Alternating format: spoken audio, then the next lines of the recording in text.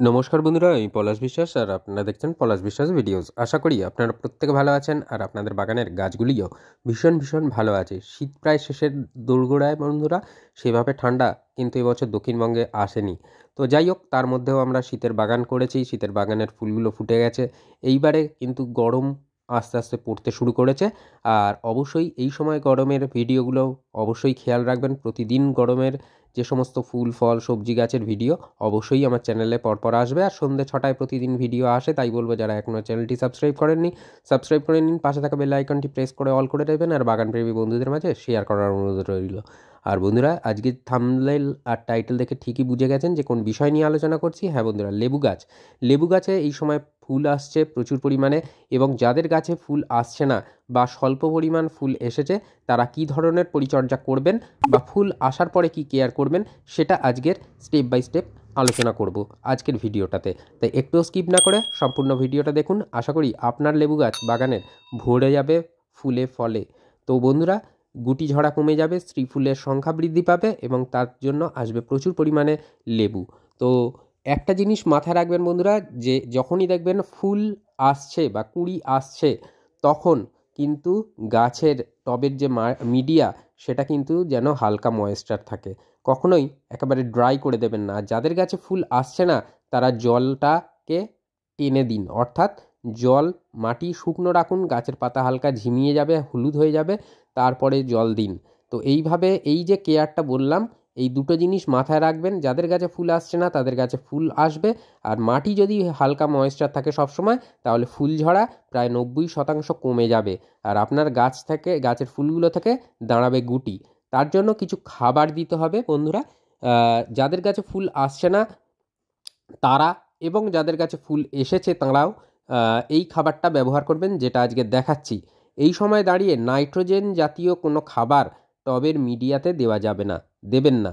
কারণ নাইট্রোজেন দিলে গাছে বৃদ্ধি হবে, গাছে অত্যধিক পাতা ডালপালার বিকাশ ঘটবে, ফুল বা ফুল আসার সংখ্যা কিন্তু অনেক কমে যাবে, ফুলের মাত্রা অনেক কমে যাবে। তাই বলবো যে পটাশিয়াম এবং ফসফরাস জাতীয় খাবার এই সময় লেবু গাছে দিতে হবে। কারণ ফুল যখন আসে কোনো গাছে এনার্জি অনেক বেশি প্রয়োজন হয়। তাই এই সময় যদি টবের মাটিতে খাবার না থাকে তাহলে কিন্তু সেভাবে ফুল আসবে না, বা ফুল আসলেও সেগুলো দাঁড়াবে না, গুটিয়ে হবে না, ঝরে যাবে। তো সেই জন্য যখন যে কোনো গাছে যদি মানে ফুল যখনই আসে বা কুঁড়ি আসে তখনই কিন্তু খাদ্যের অত্যধিক চাহিদা মানে সৃষ্টি হয়। তাই টবেতে যেহেতু আমরা গাছ করি, টবে নির্দিষ্ট পরিমাণ একটা খাবার থাকে যেটা কিনা গাছকে নিউট্রিশন যোগায়। টবে ছাড়া যারা মাটিতে বাগানে গাছ করি তাদের কিন্তু অতটা পরিমাণে প্রয়োজন পড়ে না, কারণ গাছ শিকড় চালিয়ে তার যতদূর ইচ্ছা যেখানে খাবার থাকে সেখান থেকে কিন্তু শিকড় চালিয়ে খাবারটা সংগ্রহ করতে পারে। কিন্তু টবের মধ্যে হলে কি হয়, একটা সীমিত জায়গা, তাই খাবারটা দিতেই হবে। তো কি খাবার দিচ্ছি এই সময় দেখে নিন, আর এই খাবারটা আপনারাও দেবেন। দেখবেন এই 4টে উপাদানেই দেখবেন গাছ কিন্তু ভরে যাবে। এটা নিমখোল 10 বা 12 ইঞ্চি টবের জন্য 1 টেবিল চামচ পরিমাণে নিয়েছি, এটা নিমখোল। তার সাথে এটা যেটা দেখছেন এটা জিআর দানা। এই জিআর দানা কিন্তু অনুখাদ্য বা প্রচুর পরিমাণে মাইক্রোনিউট্রিয়েন্ট এই জিআর দানায় থাকে। 17 থেকে 19 রকমের মাইক্রোনিউট্রিয়েন্ট বা অনুখাদ্য থাকে, যেটা কিনা গাছের ফুল আনতে সাহায্য করে, গাছের ফুল ঝরে যাওয়া কমায়, গুটি দাঁড়াতে সাহায্য করে এই জিআর দানা, যেটা অনলাইনে বায়োজাইম নামে পেয়ে যাবেন। আর এটা হচ্ছে সিঙ্গেল সুপার ফসফেট। এই ফসফেট দিতে হবে 1 টেবিল চামচ পরিমাণে, আর জিআর দানাটা নেবেন 1/2 টেবিল চামচ। আর এখানে যে দেখছেন যেটা অর্গ্যানিক পটাশ ব্যবহার করেছি, যেহেতু মানে বাড়িতেই খাবো লেবুগুলো, তো সেই জন্য একটু অর্গ্যানিকের উপরেই বেস করে করেছি অর্গ্যানিক পটাশ। এই অর্গ্যানিক পটাশ 1/2 টেবিল চামচ পরিমাণে নিয়ে নিয়েছি। তো এই কটা খাদ্য উপাদান খুব ভালো করে মিশিয়ে নিতে হবে, যাতে করে গাছের মানে টবের মিডিয়াতে আমরা দেবো। এবং টবের মিডিয়াতে কিভাবে দেবো, টবের মিডিয়ার মাটি কিন্তু চারিধার ধরে যে খুঁড়ে দিলাম শিকড়গুলো কাটাই ছাঁটাই হয়ে গেল, এমন করা যাবে না। হালকা করে টবের মিডিয়া উপরে যেমন খুঁচিয়ে নিলাম দেখলেন, হালকা হাতে ওই রকমভাবে খুঁচিয়ে নিয়ে খাবারগুলো একদম ওইভাবে মাটির সাথে দিয়ে মিশিয়ে দিতে হবে, এবং তারপরে ভরপুর জল দিয়ে দেব। তো এই কেয়ারটা আমাদের করতেই হবে। আমরা সকলেই জানি যে পটাশিয়াম কিন্তু গাছে ফুল আনতে সাহায্য করবে। ফসফরাস শিকড়কে মজবুত করবে, তার সাথে সাথে ফুল আনতেও যথেষ্ট পরিমাণে সাহায্য করে, কাজটাকে সহজ করে তোলে। আর অনুখাদ্য বলেই দিলাম। আর নিমখোলটা দেওয়ার কারণ একটাই, নিমখোলের ফলে টবের মিডিয়াতে অনেক সময় পিঁপড়ে বা ছোটো ছোটো যে সমস্ত পোকামাকড় বা গাছের পাতাগুলোকে তেতো করে তুলতে সাহায্য করে, যার ফলে গাছের মধ্যে কোনো পোকামাকড় আসবে না। কারণ এই সময় কচি কচি ছোটো ছোটো ডাল বেরোচ্ছে, সকলেই জানেন, আর তার সাথে সাথে আসছে ফুল। আর এই কচি কচি ডাল এবং ফুল আসা মানেই কিন্তু উপদ্রব হবে পোকামাকড়ের। তাই অবশ্যই কীটনাশকের ব্যবহারটা তো বলবোই ভিডিও চলতে চলতে। সেই জন্য প্রথমে প্রাইমারি যে বিষয়টা, যাতে টবের মিডিয়াতে কোনো ধরনের পোকামাকড় না আসতে পারে, সেই জন্য এই নিমখোলটা দিয়ে দেওয়া। তার পাশাপাশি সামান্য পরিমাণে গাছকে কিন্তু এই নিমখোল নিউট্রিশনও যোগাবে। তো দেখুন, ভালো করে মিশিয়ে নিলাম টবের মিডিয়ার সাথে। শিকড় যেন কোনোভাবে ক্ষতিগ্রস্ত না হয়, যে ফিডার রুটগুলো আছে, এটাও আমাদের মাথায় রাখতে হবে। আর টবটাকে কিন্তু কখনোই খুব বেশি নাড়াচাড়া করবেন না এই সময় লেবু গাছকে, আর ফুল সানলাইটে রাখবেন গাছটিকে। তাহলে দেখবেন যে প্রচুর পরিমাণে ফুল আসছে। তো দেখুন, এইরকম ভাসিয়ে বা ভরিয়ে জল দেবেন। আর দেওয়ার পরে তারপরে কিন্তু যেদিন দ্বিতীয়বার জল দেবেন, দেখবেন যে টবের মিডিয়া টপ সয়েল অন্তত 1 থেকে 1.5 ইঞ্চি শুকনো হয়েছে। তারপরে অল্প অল্প করে বুঝে বুঝে জল দিতে হবে, যাতে টবের মিডিয়া কখনো না শুকনো হয়ে যায়।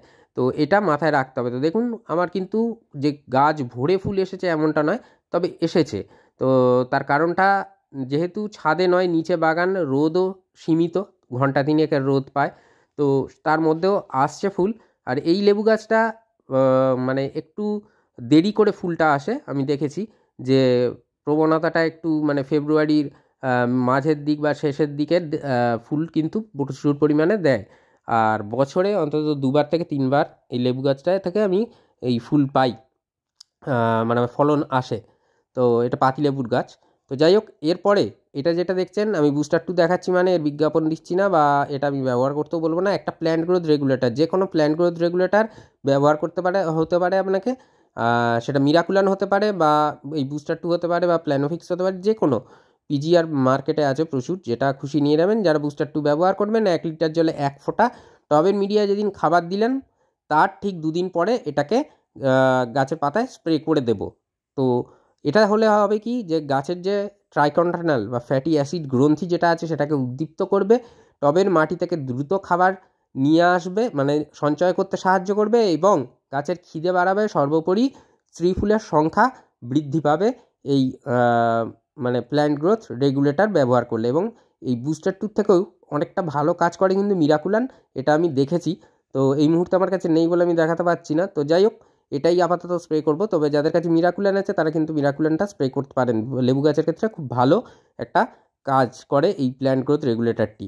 তো এইটা স্প্রে করে দেবেন, সকালের দিকে করার চেষ্টা করবেন, ভালো রেজাল্ট পাবেন। যারা কর্মব্যস্ত বা সকালে সময় বের করতে পারেন না, তারা সন্ধ্যের দিকে করবেন। তবে সকালটা করার জন্যই আমি বলবো, অনুরোধ করব আপনাদের, যে আপনারা সকালবেলায় স্প্রেটা করুন। আর এই প্ল্যান্ট গ্রোথ রেগুলেটর স্প্রে করলেন, তার ঠিক 2 দিন পরে আপনাকে স্প্রে করতে হবে সেটা হচ্ছে একটা অনুখাদ্য বা মাইক্রোনিউট্রিয়েন্ট।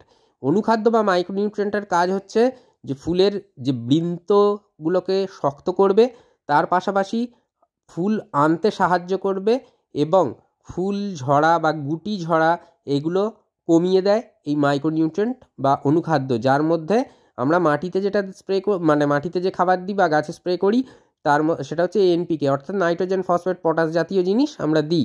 এছাড়াও বোরন, আয়রন, জিঙ্ক, এরকম ম্যাগনেসিয়াম, এরকম প্রচুর অনুখাদ্যেরও গাছের প্রয়োজন হয়। সেই অনুখাদ্যগুলো থাকে এই মাইক্রোনিউট্রিয়েন্টে। আমি এটা দেখাচ্ছি, এটা দিতে হবে এমনটা নয়, এটা বায়োভিটা-এক্স, এটা না দিলেও যে কোনো অনুখাদ্য বা মাইক্রোনিউট্রিয়েন্ট একটা গাছে এই সময় স্প্রে করে দেবেন। আর যেটা বলেছিলাম যে কীটপতঙ্গের আক্রমণ, তার জন্য কাকা কীটনাশক ব্যবহার করতে পারেন, ওমাইড ব্যবহার করতে পারেন, কিংবা কনফিডার ব্যবহার করতে পারেন, ডাইমেথয়েড 30 কম্পোজিশনের যে কোনো কীটনাশক ব্যবহার করতে পারেন।